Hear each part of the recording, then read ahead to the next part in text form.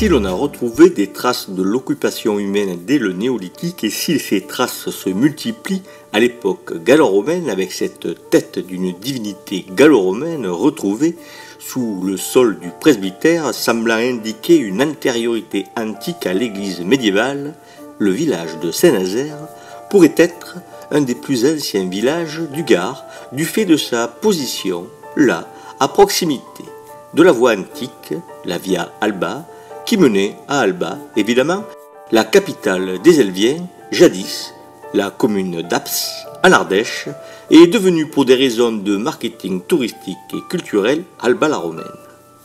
Située sur cet axe majeur, Saint-Nazaire tire son existence de la route et des terres des bas-fonds, que les Gallo-Romains drainèrent et mirent en valeur. Parce qu'on l'ignore trop souvent, mais le paysage alentour est une construction humaine millénaire. Et en conséquence, le village, qui existe donc déjà au XIIIe siècle, contrôle un territoire dont une bonne partie a été l'œuvre des prédécesseurs. Si cette belle plaine viticole doit beaucoup à la puissance d'aménagement de la romanité, les terres ouvertes sur les pentes sont quant à elles plus médiévales. D'une époque à l'autre, ce qui a changé, c'est la démographie. Alors que quelques villas gallo-romaines mettaient en valeur le territoire nazérien au Moyen-Âge, c'est un village de 150 à 250 âmes qu'il faut nourrir désormais. Et la colline, qui servait jadis de zone de parcours pour les ovins, se voit pénétrée par l'agriculture qui met en valeur les fonds de vallon où s'est accumulée la terre. On va jusqu'à dresser des terrasses où l'on portera de la terre pour créer des terroirs totalement artificiels, et cela jusqu'au milieu du XIXe siècle. Quant au village lui-même, son origine est incertaine, et cette question des origines est toujours un problème pour l'historien.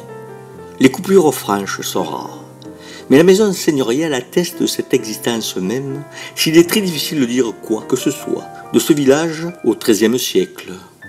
Village dont on ne sait pas s'il a été intégré dans le fort du XIVe siècle ou s'il a été abandonné au profit d'un village neuf, comme cela a pu être le cas à Saint-Laurent-la-Vernède, où le village fort a été reconstruit à côté de l'ancien village.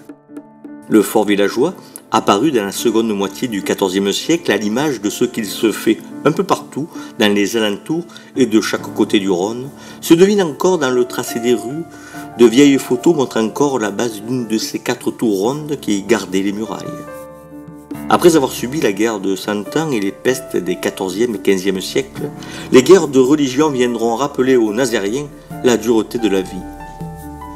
Comme si cela n'avait pas été assez, le XVIIe siècle accroîtra la dureté de vie avec une pression fiscale qui quadruple dans la première moitié du siècle, produisant un grand nombre de révoltes paysannes, toutes réprimées dans le sang à l'échelle du royaume.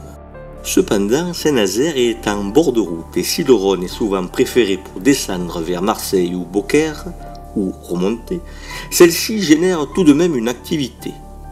L'existence d'une hostellerie au XVIIe siècle en témoigne.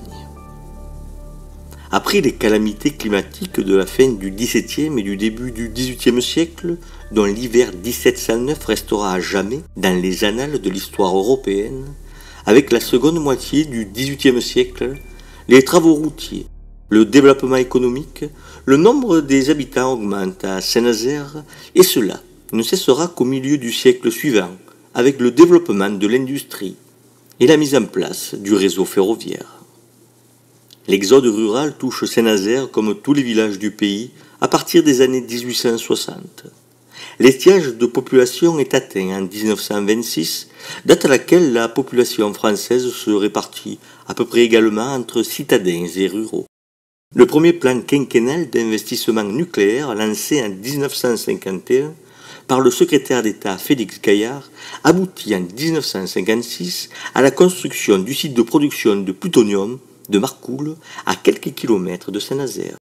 La population est triplée en quelques années pour atteindre 900 habitants en 1956. Saint-Nazaire change d'air et bascule dans la modernité tout en conservant son vignoble et son caractère rural. Ne reste plus qu'à voir surgir de terre le contournement routier qui rendra sa tranquillité au village et qui est promis depuis plusieurs années. Ce sera alors la fin de cette conjugalité difficile avec la grande route royale devenue impériale puis nationale, mais sans doute aussi le début d'une épopée nouvelle dont les Nazairiens d'aujourd'hui s'attachent à écrire les premières lignes.